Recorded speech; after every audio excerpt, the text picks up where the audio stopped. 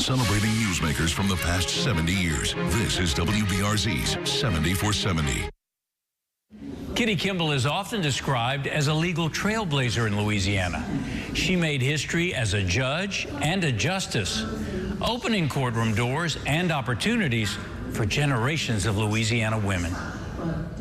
I'm thinking that at one point in time, several people would have thought it would be impossible for me to be sitting here talking to you and using two arms and two eyes in any fashion. But Kitty Kimball believes with God, the impossible becomes possible. It's a philosophy that's helped her reach many milestones. In 1992, she became the first woman elected to the Louisiana Supreme Court. Then in 2009, she became the court's first female Chief Justice.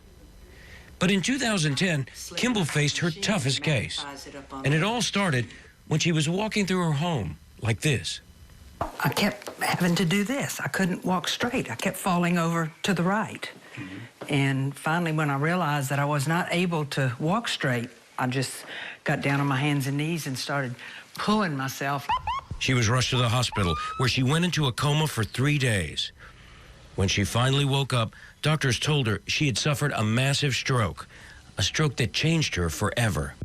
I was afraid to go to sleep. I was afraid to close my eyes. I was afraid that I might not wake up again.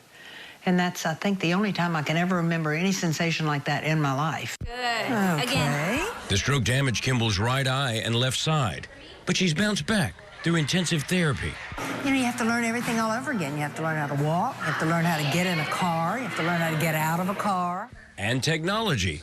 She continues her court work at home in Ventress with technology that magnifies the many court documents she has to read.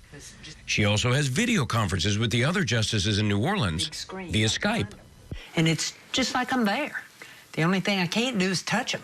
And the impossible became the possible once again on Inauguration Day, January 9th, 2012, when Kimball administered the oath of office to Governor Bobby Jindal, almost 2 years to the date of her stroke. I think a lot of people thought that that would have been the end, and it would have been impossible for me to go back and continue my work and certainly, you know, to try to run one of the branches of government in our state.